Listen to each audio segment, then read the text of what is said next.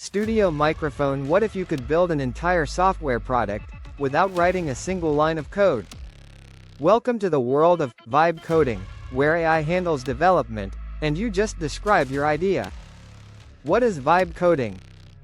Coined by Andrej Karpathy, former Tesla AI lead, you guide the AI with intent, not code. It's like prompting ChatGPT for software. You vibe with the outcome, give feedback, not instructions. PC who's using it.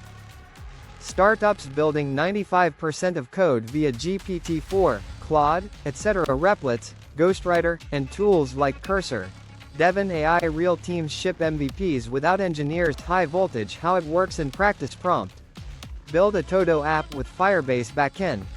AI scaffolds the project. You refine via chat, not IT. Even bug fixing happens via feedback. Magnifying glass. Benefits and limitations. Rocket. Faster shipping, cheaper dev, but quality control, security, and debugging need human review. Ideal for MVPs, startups, side projects. This isn't no code, it's next level AI coding. Would you vibe code your next product? Subscribe to TechScope AI for more future ready insights.